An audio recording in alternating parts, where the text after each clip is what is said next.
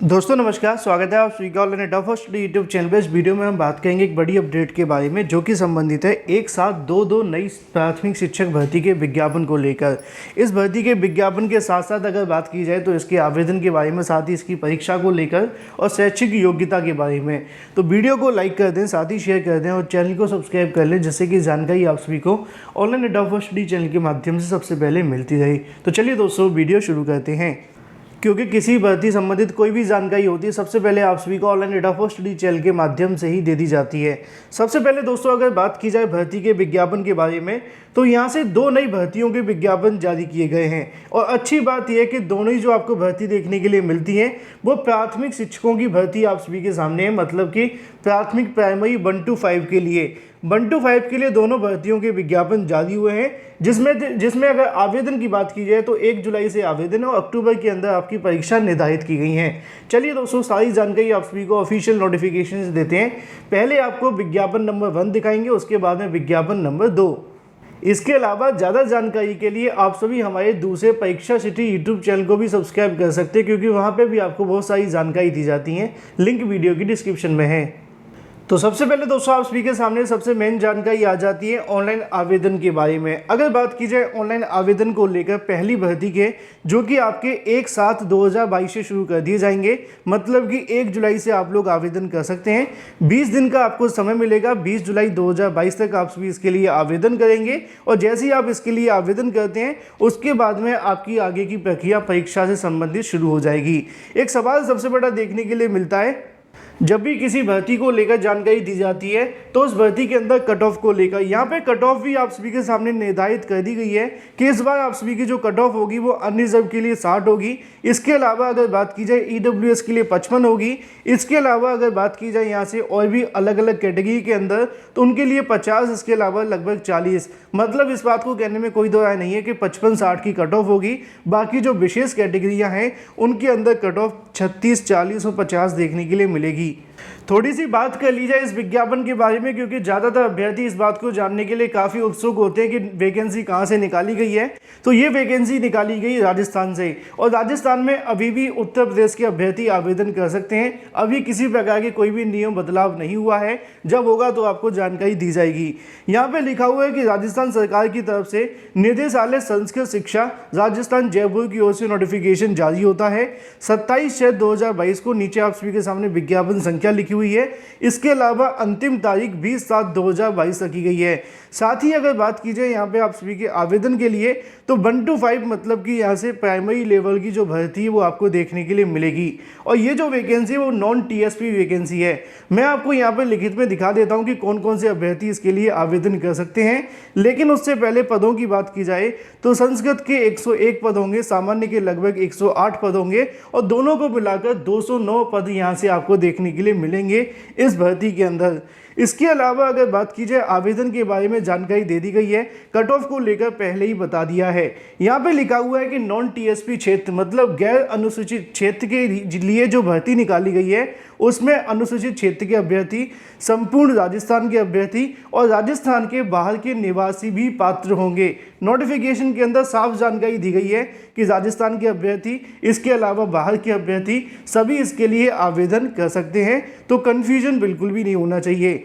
यहाँ पे कुछ जानकारी आप सभी को दी जाती है शैक्षिक योग्यता और भी तमाम चीज़ों के बारे में, जिनको अगर आप चाहें तो पढ़ सकते हैं। आवेदन शुल्क की अगर बात की है तो 150 रुपये आप सभी से लिए जाएंगे और ओबीसी वाले छात्रों से 110 रुपये होंगे। बाकी अन्य से 90 रुपये यहाँ से चार्ज किए जाएंगे आवेदन करते समय। अगर आप इसके अंदर ऑनलाइन आवेदन करना चाहते हैं तो आप सभी को जाना होगा ऑफिशियल वेबसाइट पर www.sso.rajasthan.gov.in। अगर आप इसका नोटिफिकेशन डाउनलोड करना चाहते हैं तो नीचे लिखी वेबसाइट पर भी आप सभी जा सकते हैं, आपको पूरी जानकारी मिल जाएगी। या फिर हमारे टेलीग्राम चैनल को ज्वाइन कर लें, जिसका भी लिंक मैंने आपको चैनल के साथ दे दिया है, वहाँ से जाकर आप सभी ले सकते हैं। अब सवाल देखने के लिए मिलता है कि इसके अंदर कौन कौन आवेदन कर सकते हैं। पदों की अगर बात की जाए तो आप सभी को बताया गया कितने पदों की संख्या है।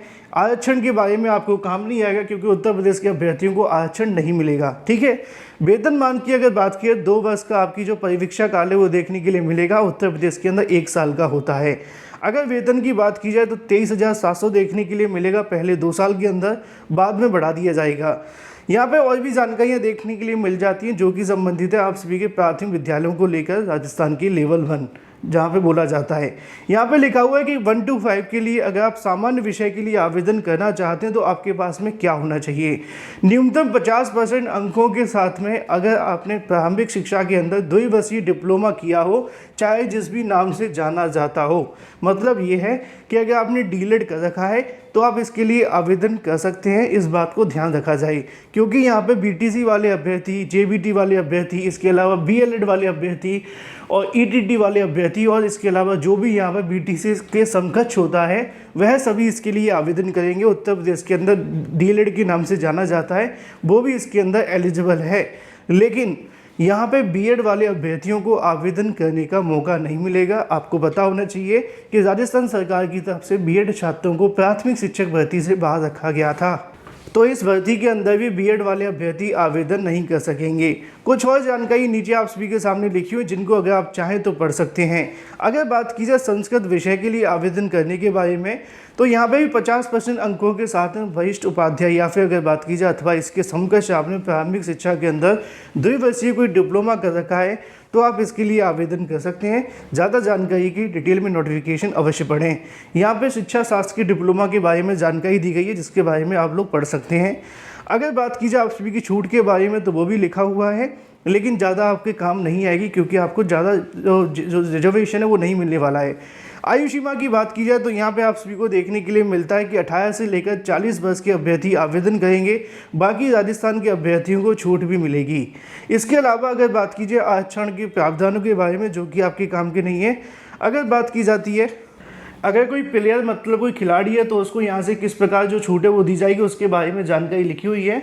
साथ ही अगर बात की जाए यहाँ से योग्यजन अभ्यर्थियों के बारे में वो भी यहाँ पे अपनी चीज़ों को समझ सकते हैं कि उनको यहाँ से 4% का जो आरक्षण है वो मिलेगा। पीएच अभ्यर्थियों की बात की जा रही है। महिला अभ्यर्थियों के बारे में और भी तमाम मुद्दों को लेकर नोटिफिकेशन में जानकारी दी गई है। परीक्षा को लेकर इनका कहना है कि अक्टूबर के आसपास आपकी जो परीक्षा है वो करवा ली जाएगी। चयन प्रक्रिया की बात की है तो राज्य सरकार के आदेश अनुसार राज्य स्तरीय वरीयता एवं चयन सूची तैयार करने के लिए राजस्थान संस्कृत शिक्षा निदेशालय की तरफ से आप सभी की जो तैयारियां वो की जाएंगी। अध्यापक अगर बात की जाए प्रथम मतलब कि संस्कृत और सामान्य पद के लिए जो आप सभी ने राजस्थान अध्यापक पात्रता परीक्षा 2021 के लेवल प्रथम की कुल 100% प्राप्त अंकों के आधार पर स्तरीय वरीयता सूची तैयार करके यहाँ से आप सभी का जो चयन है वो किया जाएगा। नीचे लिखा हुआ है कि वर्गवार रिक्तियों के सापेक्ष 2 गुना अभ्यर्थियों को शॉर्टलिस्ट यहाँ से किया जाएगा। बाकी इस नोटिफिकेशन के अंदर कोई खास चीज़ें आप सभी को देखने के लिए नहीं मिलती हैं।